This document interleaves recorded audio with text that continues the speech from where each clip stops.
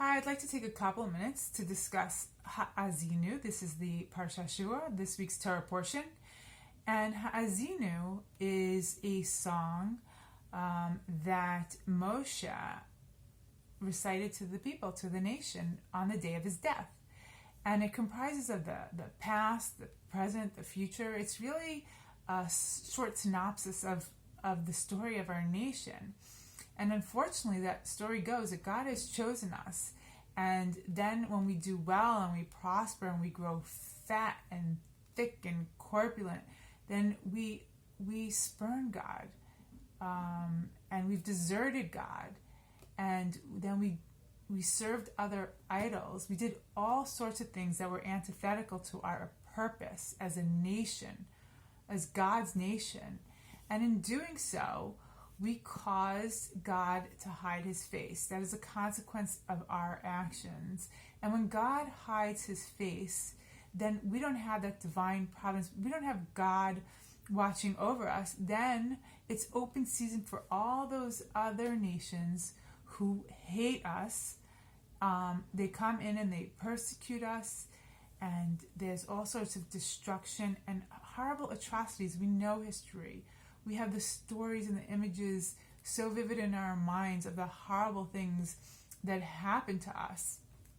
And I think that this story that we're supposed to read, and some even say you're supposed to read it every day, is because if we do, if we do listen and really tell over the story all the time, maybe we could have avoid such things, more of it from happening in the future. And because I think that there's a hidden key in there that if we listen to, it can save us way before we ever get to such a point. And I think in that is that point where it says that we grew fat and we kicked and we rejected God. And turn to all sorts of other things, whatever the popular thing of the day is. And that, I think, is something that source of ingratitude is something that leads to all sorts of horrible things. I mean, it sounds like really just for not being grateful, but I'll tell you, if you look now is a time in history where we have so much abundance.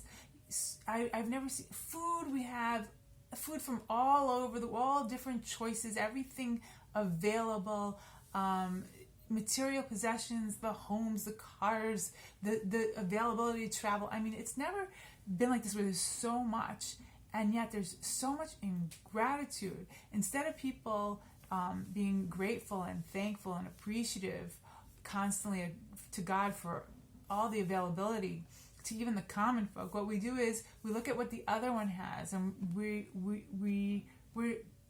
question why does he or she have that? Why can't I have that? Why can't I go on that trip? Why can't I have that car? Why can't I have a bigger house or whatever? And people do this, and it's human nature. It's human nature. But I'll tell you something, that is the curse of abundance. Abundance is good when it's a blessing and when it's appreciated and when it's extra and when we can just benefit from it in a good way.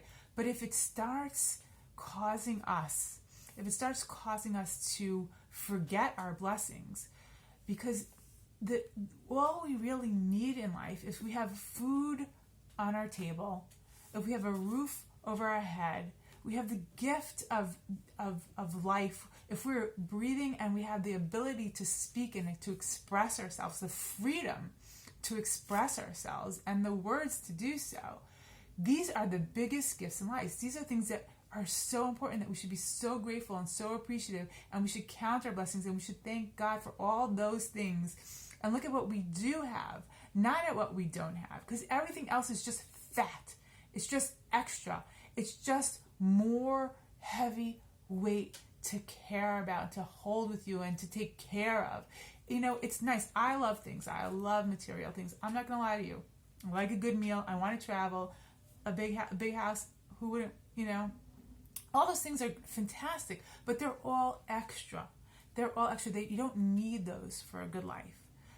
the good life, I know it's cliche, but all the best things in life are free. Of course, we need the basics. And if you don't have the basics, there's a problem. But if we have those basics, and I think that the people I'm speaking to, most of us have those basics, we should just be grateful and appreciative. Instead of getting angry at God and saying, why don't I have, which unfortunately a lot of people do. And ingratitude, when we're in ingrate, that's the first step down.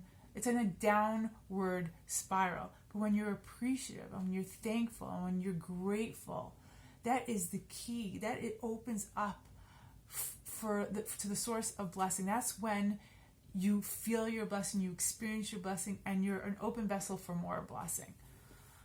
And I think it's important. I think every time where we feel that we're lacking and we feel upset or we really want something, we should stop and just mention 3 things that we know that we have that we're so grateful for.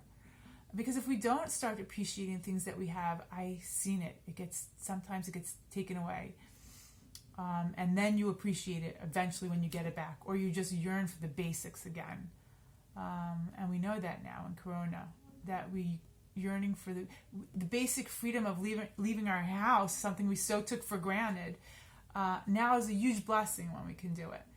And the examples there's a myriad of examples, and you can all come up with your own. And I just want to say I'm very hopeful now, because I see that this is, people are starting to be enlightened to this idea, and there's a lot of things, movements for gratitude on Facebook, X amount of days of gratitude every day, mentioning something else, or these Thank You Hashem groups, and people are starting to see and understand this, but it can't be said enough times. If you want more blessing, or you want to feel blessed, you have to experience it and be grateful and acknowledge it.